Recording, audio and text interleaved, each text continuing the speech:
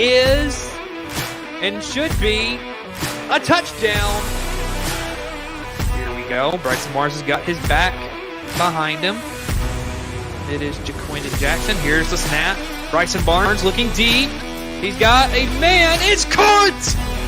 He's gone! Touchdown early!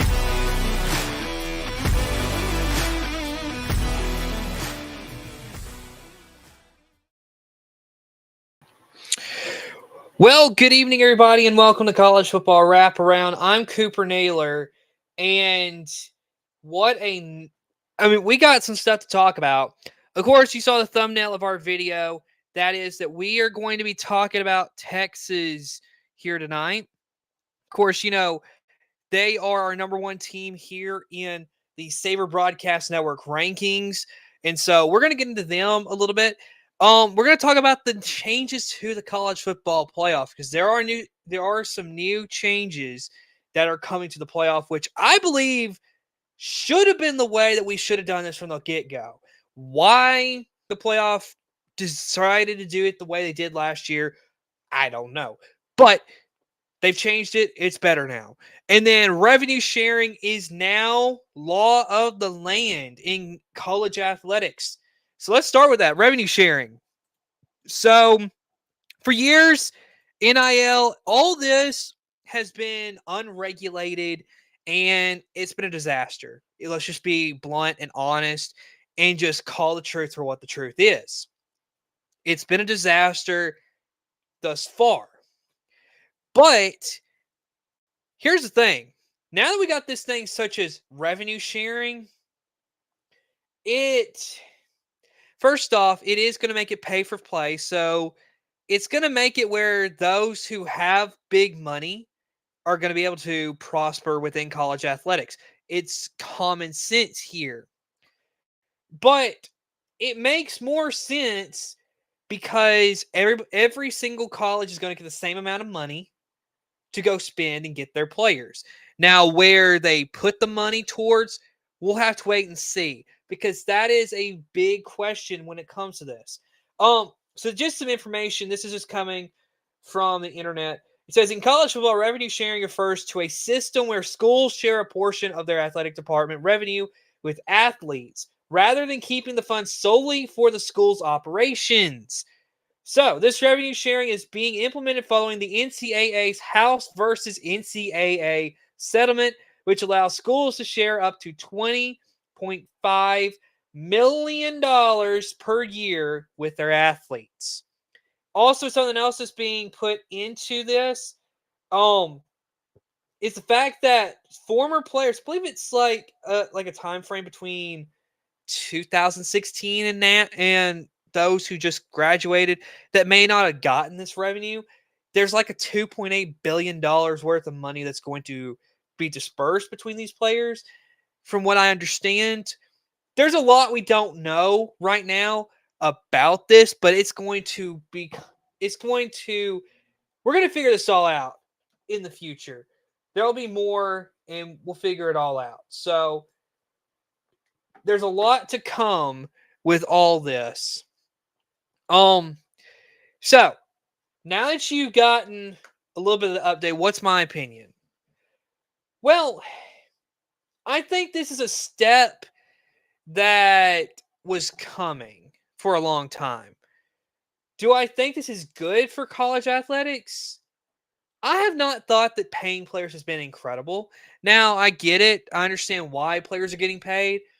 But here's the reality. Before we implemented NIL and all this, before it all went crazy, let's be honest. These players are getting scholarships to go play college athletics. Whether it's football, basketball, baseball, softball, lacrosse, whatever it may be, they were getting full ride scholarships to go and play these sports. So here's the question. Why did we have to pay the players? I mean, I understand coaches are getting paid to do it, but these players are getting full ride scholarships. So why pay them? Now, I know that's controversial. That's a talking point that not a lot of people are going to want to talk about, but we got to be honest here. paying the players has hurt the sport. Now, granted, there were players illegally paid before it all became revenue sharing and all this that we have now. But why was there any point to have to do the NIL? Here's the thing. You had a bunch of people in the media who pushed this. And well, look where it's gotten us now.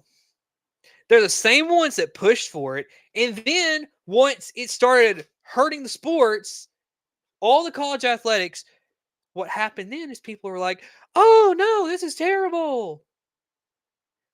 Well, here you go.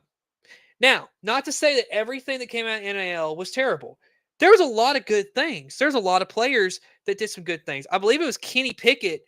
He of course went and he just he gave some great stuff to his offensive line, part of his that was from his NIL. So there's some good things that came out of this, but it's not always great what did happen. So that is my opinion. Revenue sharing, I mean, basically, they're pro teams now. Think about it. Now, every single sport is just going to be a developmental league for the pros. That's what it is. Let's call it for what it is. There you go. My opinion on revenue sharing. There are some changes coming to the college football playoff. And folks, why we didn't do this a year ago, I don't know.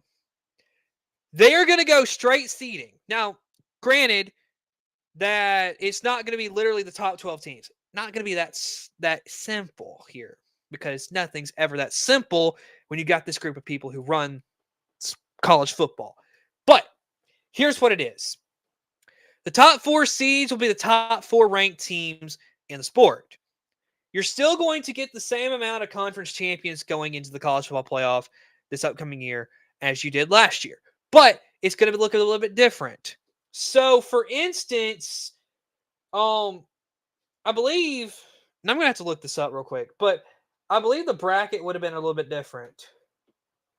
So, with the new rules, what would CFP bracket have looked like? So, here, and I'm going to try to pull this up. All right. Yes. So here's what the bracket would have looked like, folks. And I'm just going to tell you because I didn't make a graphic for this yet. But so number 1 would have still been Oregon. Number 2 still Georgia. 3 would have been Texas. 4 would have been Penn State. So that's your top 4 teams.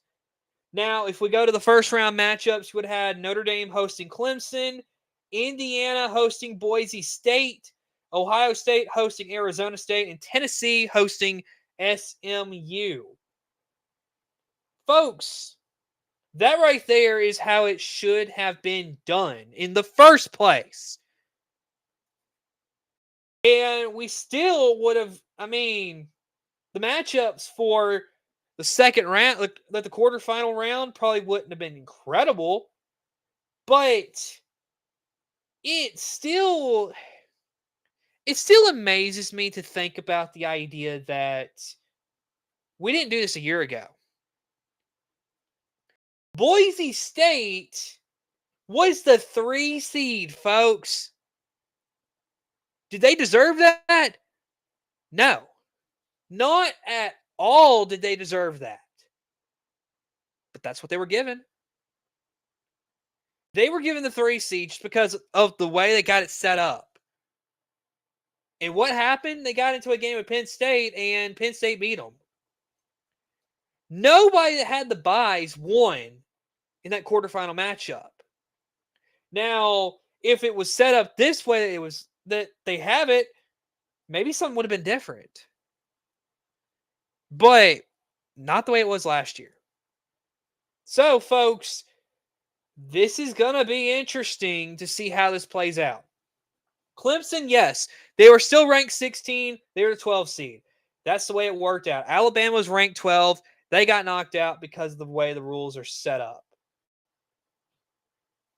But all in all, the bracket, it looks a little bit better now for the 12-team format.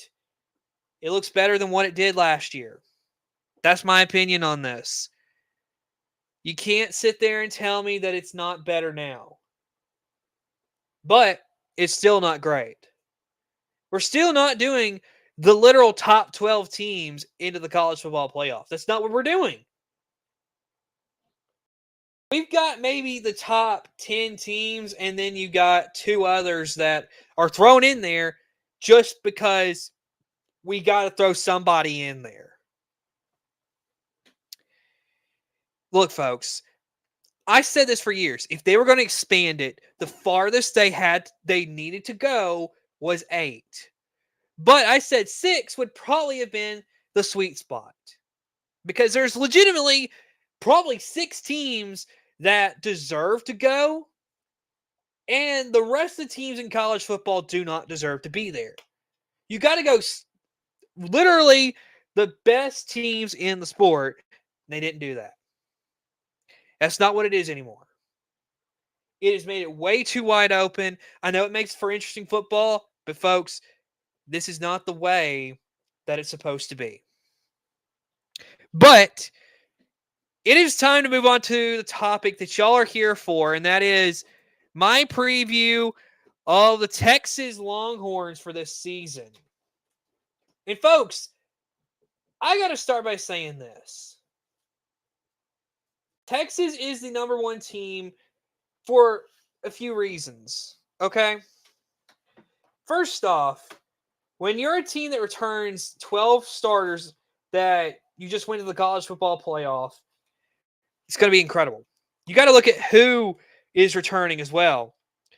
We're finally going to get to see Arch Manning be the starting quarterback on a team that has a chance to win a championship. First off, this guy has sat and waited. You got to give him credit there. He didn't have to sit and wait all this time, but he's done his time as a backup, and honestly, it's probably made him better.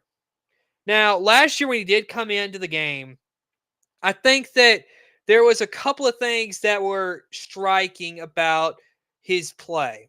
First off, he is an incredible running quarterback. He can run incredibly. That's going to be big for Texas because I feel like that's an aspect that Quinn Ewers did not bring to that offense that now Arch Manning will. Problem going to be is that, just because you can run the ball now, is that any advantage to your team? Imagine if he gets hurt. That's not a good situation. So, Arch Manning, first off, it's going to take some time to see how this goes. I would say the first few weeks it's going to be huge. Now you got to also keep this in mind too. First game of the year, which I forgot to mention this, Lee Corso's final appearance on College Game Day will be at the Texas-Ohio State football game. So this is billed to be probably the biggest game of the whole season. And it's coming on week 1, 11 a.m. Central Time, which is our local time here in Alabama. So it's a big matchup. You got Texas and Ohio State. You got Arch Manning coming out there. His first start as a full-time starter is going to come at the shoe. Talk about how big that is. Now, it does help that it's a day game, but it's still, you're going to the defending national champions. Think about that. And it's a rematch of the playoff semifinal game that Texas lost. Now, if you want to look at some of the other returning starters, you got Quintrevion Wisner, who was a 1,000-yard rusher last season. He is going to be big and vital for this team. Because if Wisner, if he can run the ball effectively like he did last year, I would say if he can replicate 1,000 yards again this season, that's going to be big for Texas. Texas is going to need the run game as much as they need Arch Manning to throw the football with incredible accuracy. The run game is going to be big. Trust me. It's going to be huge for Texas to be able to run the football. Now, you also got a lot of great defensive players coming back. Anthony Hill Jr. is the main guy that's coming back. That's the one everybody wants to see. And he's a defensive back that can really do a lot of different things for that Texas Longhorns team. And so I'm really excited for this team coming up this season. I would say this. There is a reason why here at Saber Broadcast Network we gave Texas the number one spot going into the regular season. It's because we think they have the best shot at winning the national championship. That does not mean they're going to win it, but we think that they have the best shot to win. And so, you got Steve Sarkisian as your head coach. It's going to be an incredible season for these Longhorns. And can they finally, for the first time in like 19 years, win themselves a national championship? We'll have to wait and see, folks, because the season is 2.5 months away. And, folks, it's exciting to get this close. So, folks, that is my preview of the Texas Longhorns. I'll say this. I'm not going to give them a rank because I don't think it's fair to go through and really, like, not a rank, but like I don't think it's fair to say how good, like, the record, because I don't think you can really predict that really that great. However, I'll predict this. There's a reason why we had them at number one. And in my opinion, they are going to be in the college football playoff. Me personally, I'm not going to say they're going to win it because I think there's a couple other teams I think have just as good of a shot to win the national championship as Texas. But they're going to be in the semifinals, I think. After that, if they go to the national championship, they go to the national championship. We'll have to wait and see. But let's do this right quick. So, leading up to week 0, we are going to do the top 50 players heading into the season. We're going to start that literally 50 days before week 0 begins. It will go right up to week 0. So be ready to look out for that. If you follow us on Facebook, at Saber Broadcast Network, then you will see that every single day. If you see our community post on Facebook, or our community post on YouTube, rather, we will be there. We will give you our top 50 players, one a day for 50 days. So get ready. It's going to be epic this year. Trust me. You do not want to miss this. It's going to be great. And then also, there's so many things to talk about. But next week, we're going to do the next 3 teams. Ranks 2, 3, and 4. We're going to go through there. So for the next few weeks, we're going to do 3 teams apiece until we get to our last set of teams that we're going to be ranking. And from that point on, we are just going to then talk about the news that comes with college football. We're going to have a lot of fun with this, folks. It is June 10th, and folks, college football is almost back, folks. I can't wait. I know you can't wait. And folks, it's been fun. We also are going to have a new intro coming up at the beginning of week 0. So be on the lookout for that. So folks, this is it for the night. Thanks for watching. We'll see you again later. Good night, everybody.